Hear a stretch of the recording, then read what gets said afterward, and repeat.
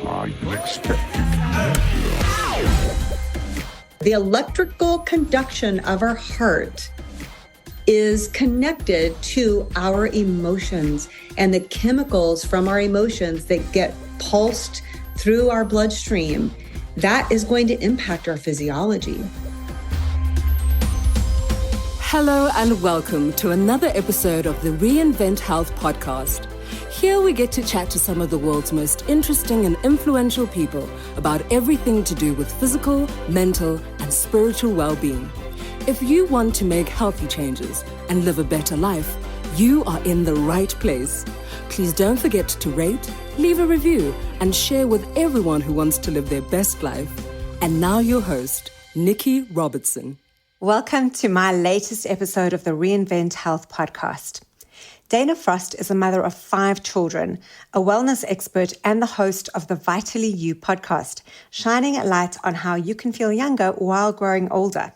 As you will hear in the episode, Dana's life experiences and extensive education has added to her ability to be empathetic and to facilitate healing with her coaching clients.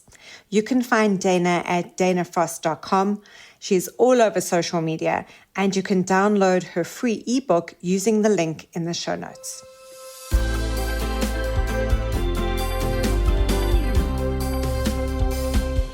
So, Dana, let's kick off with your story, because reading your bio, it's apparent that you, like so many who have found themselves in the functional medicine space, had to go searching for answers that weren't common knowledge.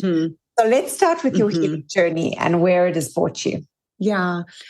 Thank you, Nikki. I actually really like talking about this because when I had my health crisis in 2011, it took me 9 months to get to information from that actually was going to help me begin to heal. So I had my healing crisis in summer of 2011, and I had been to a museum with my kids and friends, another mom and her children, and they were staying in our home. We were on our way home, and I was so hungry. I'm sure people can relate to that. I was so hungry, and I just thought, I have to get home and make a healthy snack before I make dinner. And so we rushed into the house, and I start quickly making guacamole rather. And I stabbed in between my pointer finger and my middle finger with a knife, and it just started bleeding profusely. And I thought, oh my gosh, I know this is going to need to be glued or stitched. It's going to need something from the emergency room. But I don't have time for that right now. This is what so many women do. We just, it was like, I don't have time. So I cleaned it up. I patched it together. I continued making the snack, making dinner. And fast forward, I called the emergency room after dinner. And I said, are you busy? This is just, so I find women, the house was full. I had a guest, I had children. I'm like, are you busy? And they said, no, we're not. And so I took myself over to the emergency room, and they were not busy. And I got right in, and the intake nurse took my pulse and started asking me questions. Are you an endurance athlete? Are you, have you felt tired? Do you get dizzy when you stand up, when you walk upstairs? And number one, I was an endurance athlete. I did a lot of walking, and I had been doing a boot camp that winter and spring, but I had been very, very tired. And so I started thinking, and I was like, oh yeah, when I walk up, we lived in a 3-story home. When I walk up the steps, I do feel a little bit dizzy, and I rest when I get to one part. And then, yeah, sometimes when I stand up, I do feel dizzy. Wow. And I said, well, I've been really tired. So, suddenly the stab wound became secondary, and they had the cardiology team in the emergency room trying to figure out what was going on. Wow. And fast forward through that, I was admitted, and they weren't sure exactly what was going on. I had bradycardia, which is a slow heart rate. So my beats per minute when I entered the emergency room, 36 beats per minute, which is extraordinarily slow. Yeah. And in hindsight, Nikki, I remember that day, that morning, I had gone, it was a hot summer day, and I love the heat and I love summer. But I had taken my friend on a walk to the lake. We lived close to Lake Michigan outside of Chicago. And I had to ask her to go ahead of me because I was just like walking so slowly. And never had I ever done that. I mean, then I remembered, when I was traveling with my family earlier, like a few weeks earlier, I kept needing to sit down to rest. And I thought, this is stress. A lot of, my oldest daughter had just graduated from high school. We did a big party. It was a busy time of the year. I still had 5 kids at home. And I thought, I'm just tired. I'll be able to rest when I get my daughter off to college. I find that's super typical of women, right? Mm-hmm. And so, I'm in a hospital, I'm admitted in the middle of the night, and this young male nurse comes in to take vitals. And he just, I was upset. I had actually asked the ER team, can't I just go home and sleep and come back tomorrow? Like, I would much rather be in my own bed. Cool. And they said, absolutely no way. So middle of the night, and I am emotionally upset at that point. And this younger male nurse comes in, and he is honestly just like, oh my gosh, what are you doing here? Because I was 45 at the time. And he said, what are you doing here? I was almost 45, going to be 45 in like a week at that point.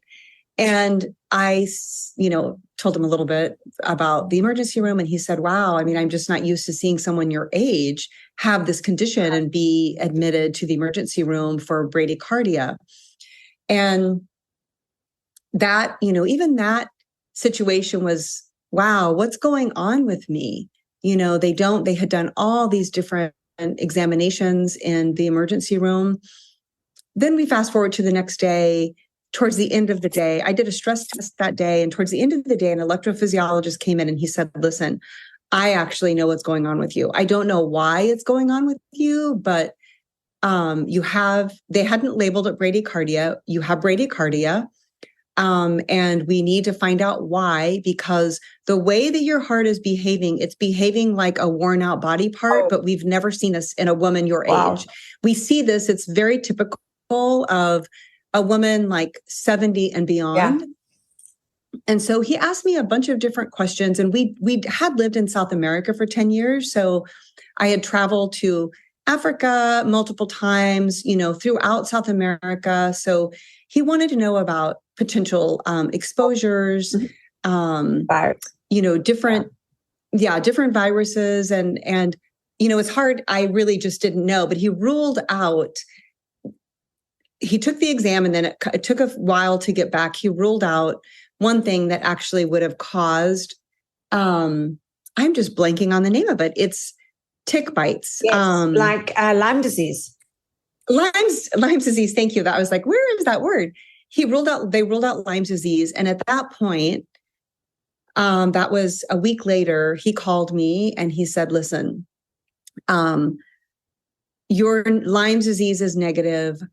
We're not really sure why this has happened, but there's no correction. So we have to do a pacemaker. And he said, but we need to do it urgently because your heart is just barely beating and we need to take care of this for your own safety. So I remember sitting out on we had a covered porch outside, sitting there after receiving the news and just really being in shock. And I had been very healthy up to that point. I mean, I had a fairly healthy diet. I didn't have my nutrition training, but my husband and I started juicing in the early 90s before it was trendy.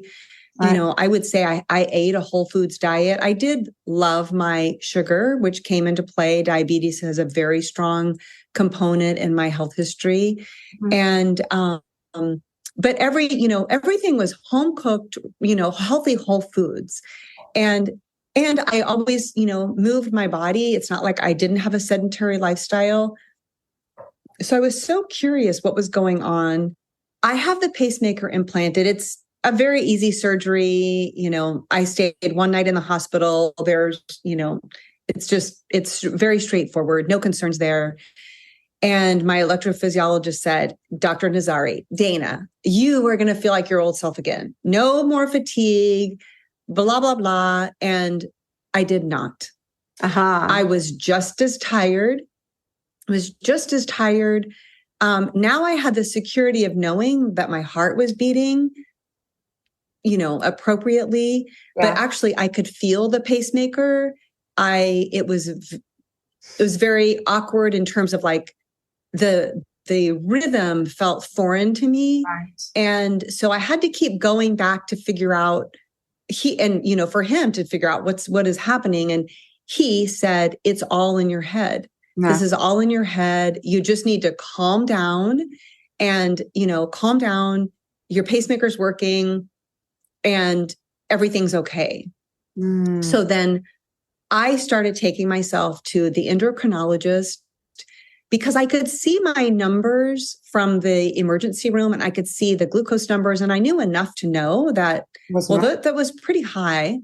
Yeah. So the endocrinologist said, well, you're not diabetic. You're pre-diabetic, but basically until you're diabetic, you don't need to do anything. Yeah. Yeah. Which I found, it was so, at that time even, it was so ridiculous to me because I knew that my grandmother, who I loved, died early because of diabetes, because she had inflammation. She was obese. She became obese in midlife. My father became obese in midlife. Both of them died at an early age because they were the inflammation and the diabetes, and they both became insulin dependent. They couldn't fight infection when they got it. And I knew much earlier than my health crisis, I didn't want to go down their health story. I didn't want to follow their genes. And so that was concerning to me, number one. So I just took it upon myself to look at my sugars, just on my own. I started researching online and figuring that out. Then I went to a cardiologist and they determined the muscular structure was fine. Yeah. There was nothing else there. And I was continuing to go back to the electrophysiologist because I was having heart flutters in my heart. And when I would carry my groceries in, it was just a weird kind of zap of feeling. There were things just like that felt awkward.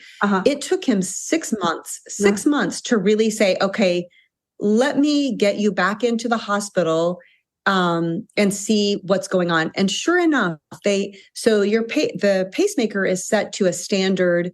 It's not set necessarily specifically adjusted to the person. Right. They put it in and it's standard, it's set to a standard based on what they think you should be doing. Yeah.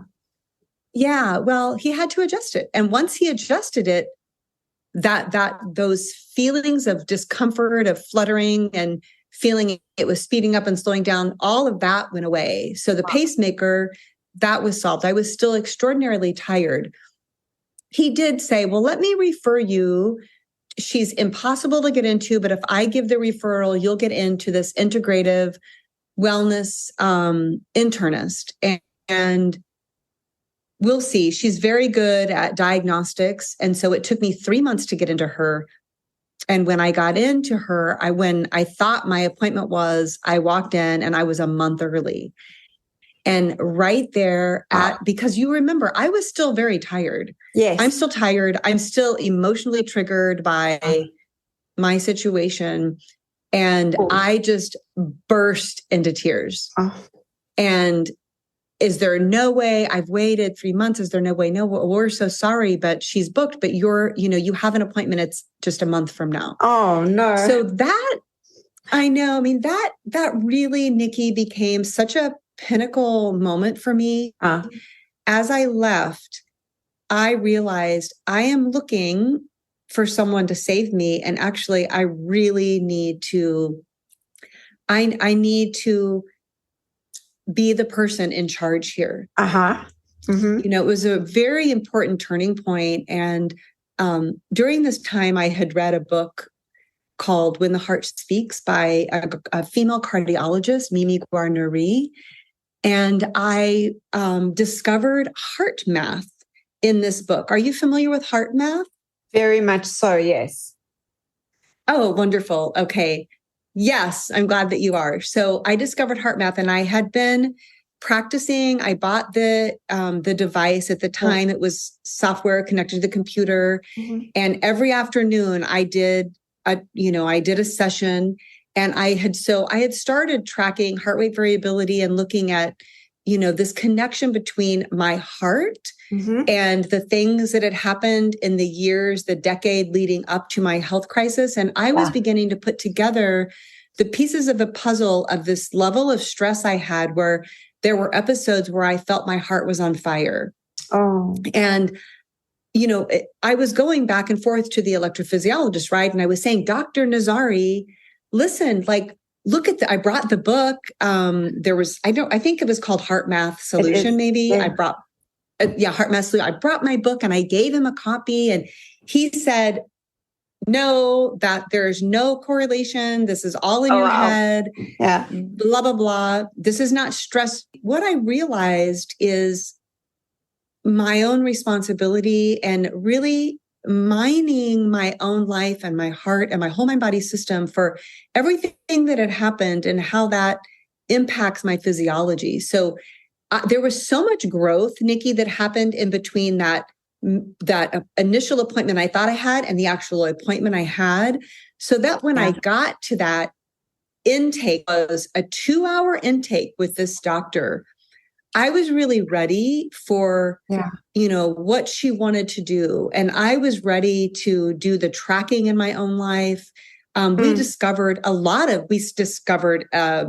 real storm in my gut, as I'm sure, your listeners would be familiar with. I had parasites, candida, H. pylori. So, we started clearing what I say now as a functional nutritionist, clearing the muddy waters. And she said, look, there are many ways that we can approach this, but you need to choose one. Let's choose a way and do that for a period of time and see what the results are.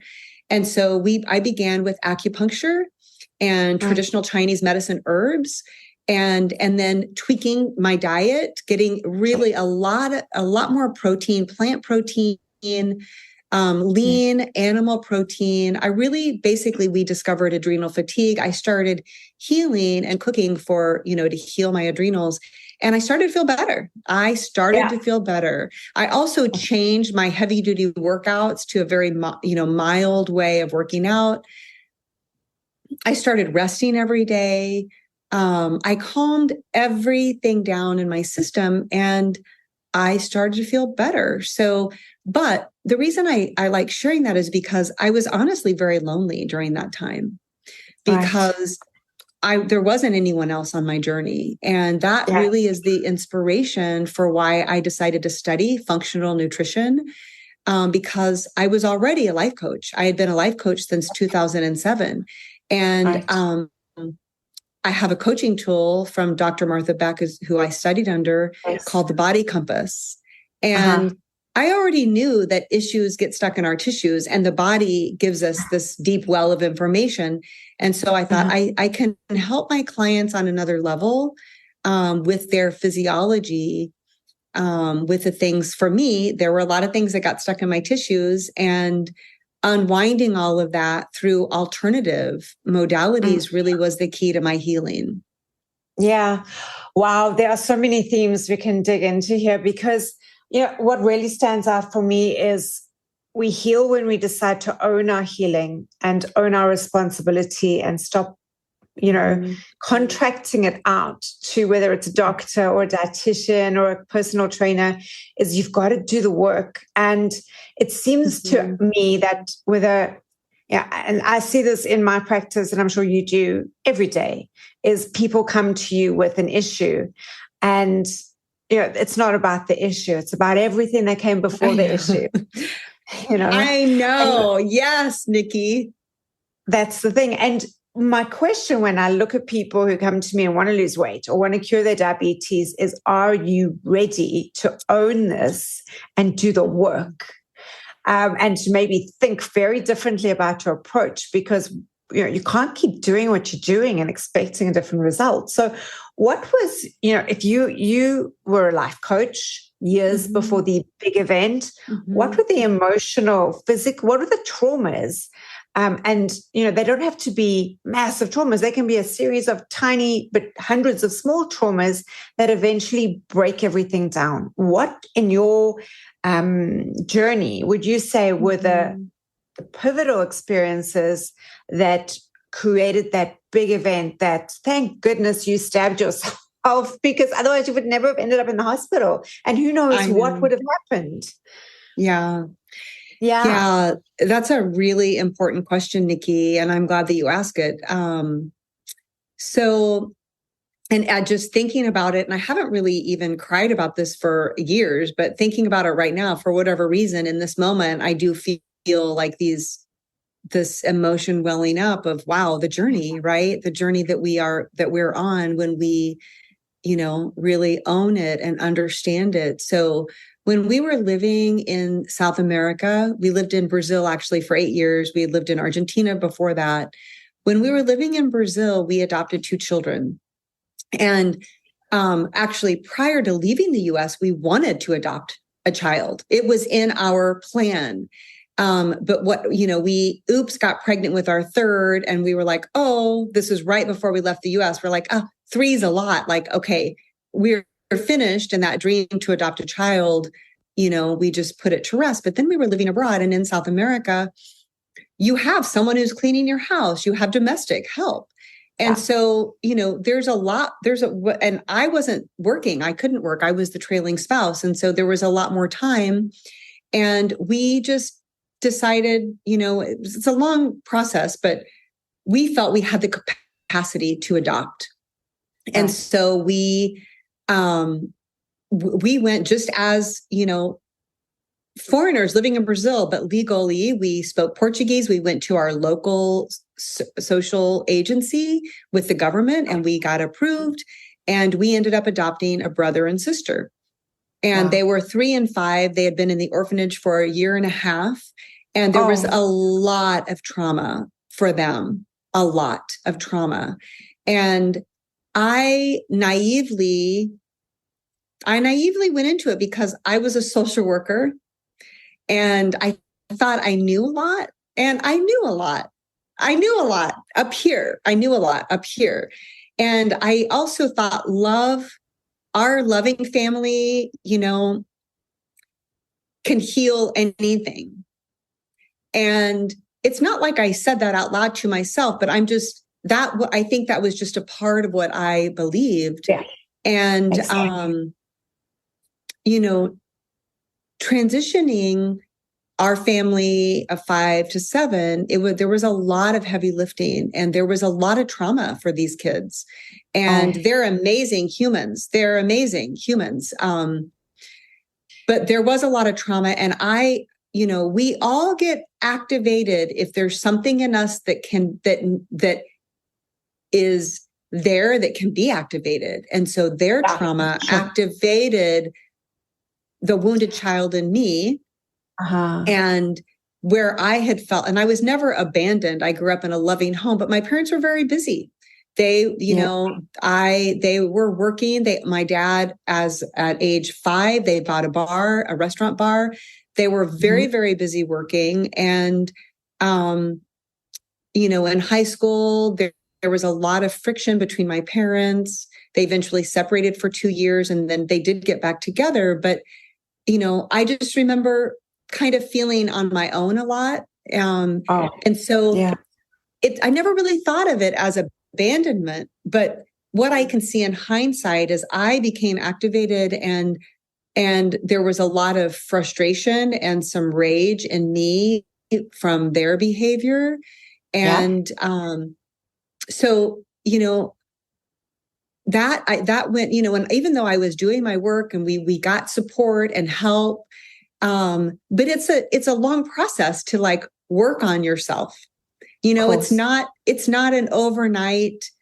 No, it's not an overnight gig. It's a marathon. And so even though all along that decade, I was working on myself. So from 2000, we adopted the end of 2003, the health crisis was 2011. And I will say the end of 2008, we moved back to the US, and the heavy lifting on my shoulders for repatriating, it was really hard for me. I felt like I was not a foreigner, but I felt really like a foreigner where we moved to in the suburbs of Chicago. And the way we did family didn't in any way look like the way other people were doing families. And the landscape of child rearing had so dramatically changed since I had been raised as a child. There were no more free roaming children. Everybody was programmed. There were no children in the summer to hang out with because everybody was tucked away in programs and paid activities and, you know, traveling athletic teams. And there were just so that those first 2 years, it was just so much cognitive dissonance for me of where am I and how do I find my footing here? So that was happening too, in terms of, if you look at stress level and trying to figure out, so you can imagine my heart rate variability, what was happening, because we know from heart math that our emotions impact heart rate variability. And those times when I felt rage and I felt the heart on fire, yes, the heart was on fire. The electrical conduction of our heart is connected to our emotions, and the chemicals from our emotions that get pulsed through our bloodstream, that is going to impact our physiology. Absolutely. Absolutely. So when we change our story, or when we reframe our story, we reframe our relationship with ourselves and how we show up in the world. So when we change our relationship with ourselves and become more forgiving to the self and understand these things, we relate to people differently.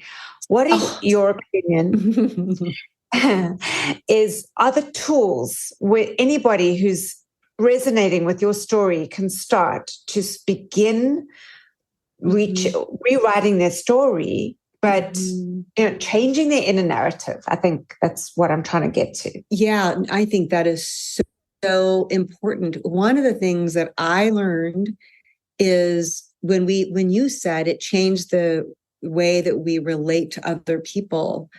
My behavior that I felt shameful about, during those when I would become rageful, I was never proud of that. I was embarrassed by it. There was a lot of shame around that. And, I had to, what it taught me is, oh my gosh, people who do things that we would judge, they're doing it because they're hurting themselves.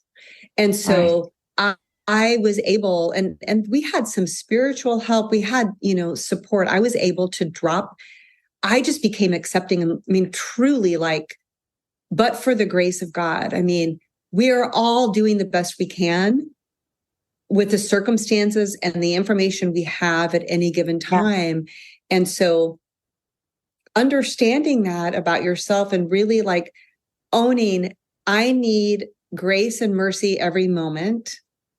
And when we give it to ourselves, we give it to others. But we have to give it to ourselves. Yeah, we have to give it to ourselves first. And then it just free flows from us when we give it to ourselves. That's exactly it, because it becomes abundant. It's almost a self-fulfilling energy.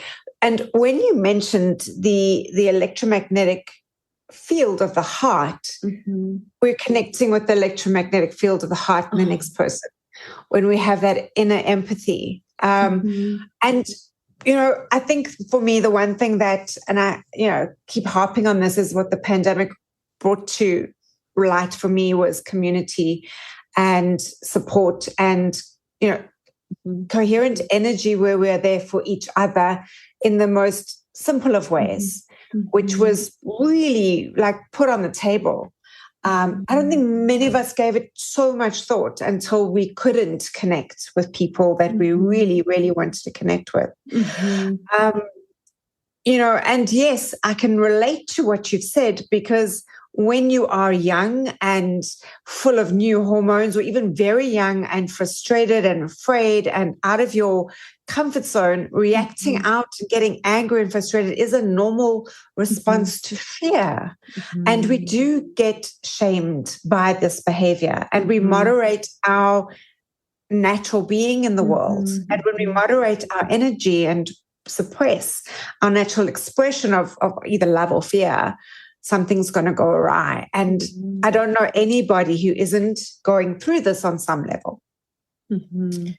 So this is all of our stories. And, this is the power of sharing our journeys and putting it out there, because you're going to touch the heart of somebody, whether they be 100,000 miles away from where you're sitting right now, or around the corner. And that's the gift we have as human beings, to be able to connect with the next person and just simply own your experience. It is so valuable. So, I see mostly women. I'm sure you do as well. And we tend to be so out of sync with our innate wisdom. We ignore the messages, like you've said, that our bodies are screaming at us, a silent scream, until we hit a crisis. Where do we start? Where do we start? How do we start listening when there's so much, demands, there's chaos, there's families, there's work. We're trying to be the best. I don't know. And we'll get to your last podcast episode. And I really want to dive into this, the Gwyneth Paltrow one, because I resonated with you on so many levels. And I agreed with you on so many points about that, because we hold ourselves up to these ideals that are ridiculous. So where do we start, on the ground, helping ourselves to heal ourselves? Yeah, I think that's a really important question, Nikki. And we have to start by slowing things down. We have to start actually with the mindset. You mentioned this earlier. It starts with the mindset and giving, taking ownership. And you say to your clients, I say to mine too, are you ready? Because there's a lot of heavy lifting, and you are the only person who can do it. I can be here and I'm a guide. I am only a guide. I am not with you 24/7. And so where I have my clients start is, you've got to get quiet. And I have a podcast on quiet time. And for some people, it's 2 minutes a day, and that's what they can do. But you have to shut the noise, the external stimuli, the voices, the influence. You've got to shut the stimuli, turn your phone off, turn your computer off, turn the TV off. You've got to get quiet, and you've got to start tuning in to your wise inner teacher. And, that's big. It's big. I mean, it seems like it's so small. Some of the things that we need to do are so simple that people could brush them off, but they are profoundly important. Yeah. So you get quiet. And then I always say you need to connect to your breath. And I was saying that before Heart Math, because I did a study on the breath. And it is the expression of your spirit. So when you tune your attention to your breath, you are literally connecting the body with your spirit, with your soul. And so tune yourself to your breath. Do something as simple as the 4 qualities of a healthy breath: deep, slow, quiet, regular. And just begin to attune your mind to your breath, to your body. And then I have people bring in Heart Math, because I found Heart Math to be so powerful, because you're tapping into your energy body with Heart Math. And so that, that's, I just find that to be a successful place to start, and opening up all of your senses to the information that's being, communicated from your own system every moment of every day. It is. And so there's so many questions. So we all know that there is a significant mind-body connection. Our thoughts create chemistry. But I think most of us don't realize that we have control over the quality of our thinking, that we have some agency over not letting our thoughts run away with us and create a negative signature in the physical body. Yes, in the quiet time, I think a lot of us steer away from quiet time because that's when these thoughts come up and these, the monkey mind goes crazy, and it's difficult to find for a lot of people, especially with the buzz of the world around us, that quiet introspective space. So what are your tips as a coach to moderate that part of us that stops us trusting ourselves? Okay, what are the parts of us that help us moderate? I think that we need, what's coming to my mind is a lesson from a therapy session that I was in. And it was in this relationship with one of my children. What I learned in therapy is that the survival instinct is so strong that if you don't get on top of it in your thoughts, it takes over. And that's what was happening with me. My own will to survive, took over. And so we need education about the relationships we're in, the people, the way we spend our time. So I actually needed to get education, cerebral education, about even my daughter and what she was going through, and understanding what happens with people who have early childhood trauma and reframing. So for me, it was reframing her behavior and understanding her behavior was not for malicious reasons. No. Her behavior was because she was just trying to survive, and she would do, as she should do, anything to survive. Yeah. And so I needed education, and I think we all need education about the dynamics, the complexities that are happening in our life. Yeah. Because that's when we can reframe, we can reframe our thoughts. So we have to have that understanding. Now, what I say when people have the monkey mind and they sit down, it's just consider, one, you're not your thoughts, just consider them like a waterfall. They're flowing. You get to choose whether or not you grab onto them, and you can just release them. So just release the thought that's coming. But I find we need to use our breath to do that. Yes. Breathe it in, breathe it out, breathe it in, breathe it out, and feel like muscularly. I ask people, feel your muscle structure. Yeah. When this thought comes, when you're quiet, you can actually feel what muscles get turned on. Where do I have tension in my body? Yeah. Bring your breath and release it. It's tracking. You have to be, the premier tracker in your own mind, of your mind body system, because it's going to show you the way, but you might need to do some information collection, which is what I needed to do. And I find most people need to do that. Yes. We don't know what we don't know until we start realizing, that's what's going on. A useful tool that I've been using for a while now is when I have these negative thoughts, is to ask myself, whose voice is it? And so often it's not my voice, it's somebody else's. It's an employer or a parent it's like, no, I'm not going to let you into my head. And you can almost make it kind of comical, I suppose, when you start realizing it's not all you. This is an old soundtrack that's and it's not serving you anymore.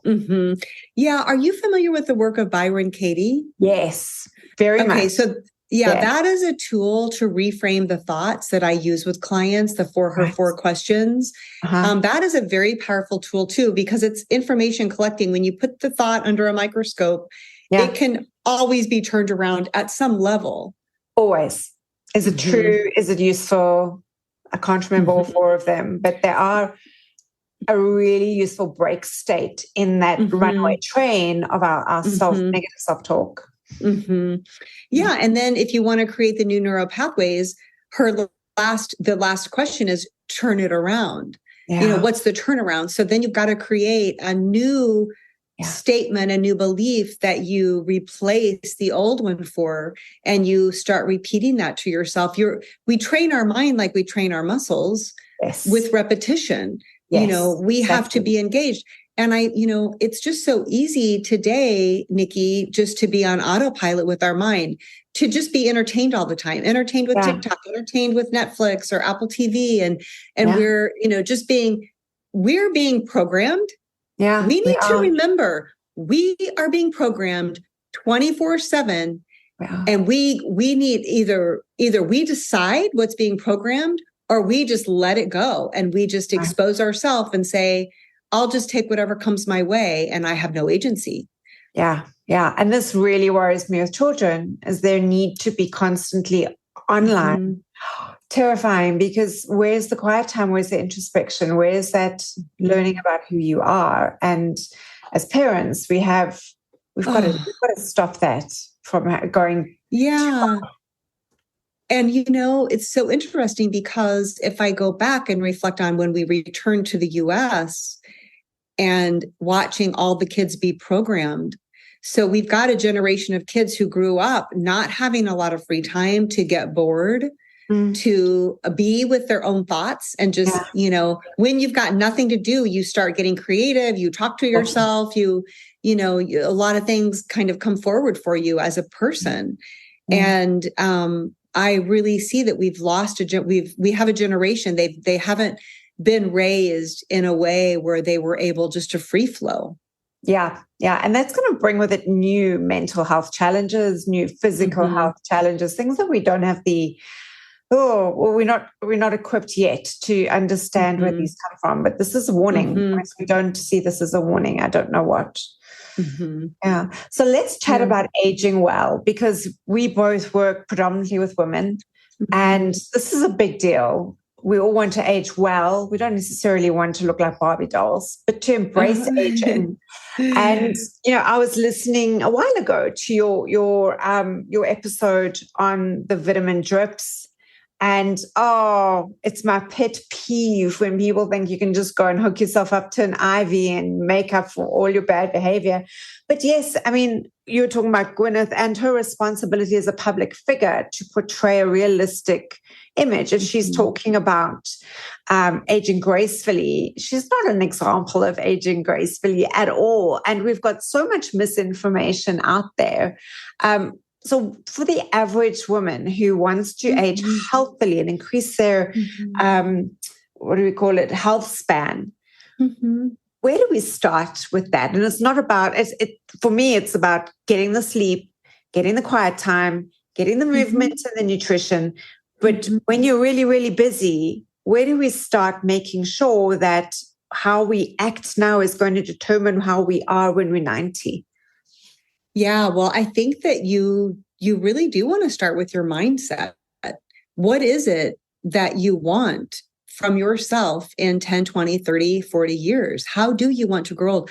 I made a decision years ago as I watched my grandmother and my dad follow this pattern that I just did not want to age that way. Yeah. And so, but that was a mindset that I purposed. I do believe it starts with your mindset. And as you said, sleep, some of these things that we all know, but we do actually want to look at glucose levels. You know, how is our body that is if we're not metabolizing glucose, we will have aging, more rapid aging. We do want to look at gut health. These are the two places what I would say everybody needs to start. Get your foundation, the foundation of your health, get it in order. Because you can do it. And if you don't have money, you don't have to spend money on expensive tests. There's so much free information on the internet. You can begin to calm things down. Everybody's different. So, are you pooping? What is your poop like? Download the Bristol stool chart. Are you bloated? Do you get bloating? Do you, IBS, constipation. Yes, thank you. Yeah. All these kinds of things that indicate that you might have, gut dysbiosis, you need to know those things. Just like I had to treat parasites. I actually just had to treat parasites. I was in Brazil and I came home with parasites. Sure. If you've got gut dysbiosis, you need candida, you need to clear those things. And so that is physiology that directly plays into how you are going to age. Yeah. Yeah. And so many women, like, they look in the mirror and they look at the wrinkles or the saggy skin, and then they go, wow, I've got to do something about aging well. But what is on your skin is a reflection of what's going on in the gut. Yes, your liver is directly related. Your skin is directly related to your liver. So yeah, I see, and I'm not, whatever, if you want to do whatever anybody wants to do, to their skin, whatever. But just know it's the same conventional model. It's treating the symptom. It's treating what's seen with the naked eye. Yeah. There's so much going on internally. You can do all the cosmetics, and even, for your emotional health, you can even take the pill to calm anxiety, for depression. But you've got to deal with all the stuff going on internally, emotionally, with your thoughts in your body. You have to deal with the internal stuff. And when you deal with that internal stuff, I promise you, if you'll clean up, the gut and your thoughts, and you get the digestion working, effectively, your radiance will be so strong. Yeah. I don't have, super defined muscles, but I love the movement I do every day on my power plate, this vibrational power plate. Yeah. I just feel so happy when I'm on my power plate. And so I'm loving the movement. That right there's this positive feedback. We need positive feedback in our life, because then we are releasing chemicals that are fueling our system. Absolutely. And I've always said that, you exercise not to burn calories. We exercise for the endorphins that it gives us, because when we're feeling good, we'll make better choices.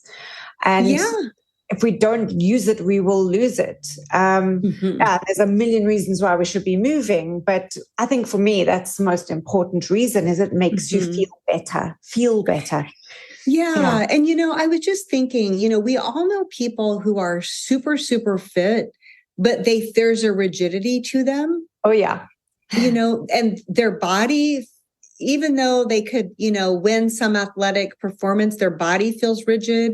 And, if you go digging, you might find that the thoughts are rigid. And, so just, I feel that out there, be thinking about that when you're thinking about your own health and your own longevity, rigidity. Now, I was a social worker and I worked in long-term care. So I worked with the geriatric population and I absolutely loved it.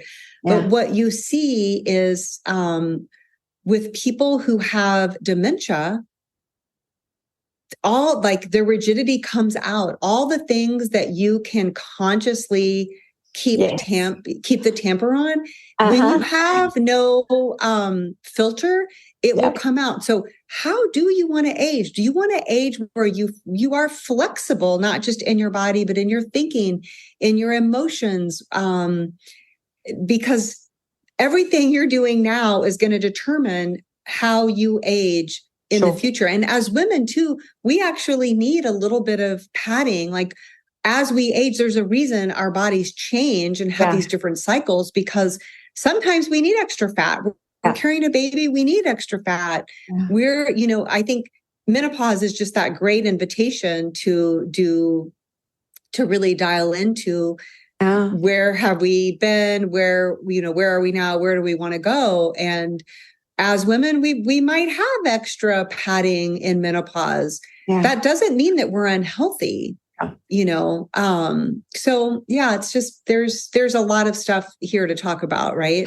There's so much. In fact, it's enough to talk for another whole other hour.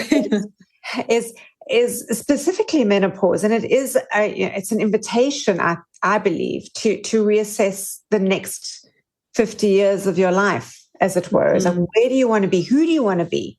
What do you want to think? It could be an experience full of potential if we just think about it that way, not a decline, but just a different route. And yeah, if the message is just so skewed, you take a pill not to get pregnant, you take another pill not to get hot flashes. We are squashing our feminine powers so much. And yes, I understand why we take pills. I've got no argument with pharmaceuticals when they're used appropriately, but you can't take a pill for everything without doing the work. And this is where the problems are so significant. From your point of view, and yes, let's say we've got people listening to the show who don't have the budget to go to the Cleveland Clinic for a full functional medicine protocol. Where do we start? And I loved what you said about your thoughts and your gut. If you can get those two right, you will be fine. And very few people have got either of those, if not both of those, just completely not okay. So where do we, gut, yes. Where do we start? If somebody's listening going, well, I don't even know how to unpick this ball of, wool here. It's such a mess. What are my first steps, regardless of age or gender? I would say you need to start tracking, and you've got to get information. You need to start tracking. I have a tracker for my coaching clients. It comes from my nutrition school, Food, Mood, and Poop. And you add on that water, you've got to start getting information, and also, understand how you're metabolizing sugars. That's a really important thing. And that's, that's not a hard metric to get. Any doctor will do some baseline labs, find out, what's going on with some baseline labs, understanding that's not expensive. Do you have, I also think of magnesium and vitamin D, what are those levels? Because that also is going to be impacting your mood, your immune response. So understand, at one point after living in Chicago, after living in the sunshine for a decade and moving to Chicago, after 2 years, I got my labs and my vitamin D was just on the floor. And I wondered why I was so tired. So I had to start supplementing. I wasn't going to get the sun in Chicago that I needed. And it was amazing supplementing vitamin D3. It made a huge, significant improvement.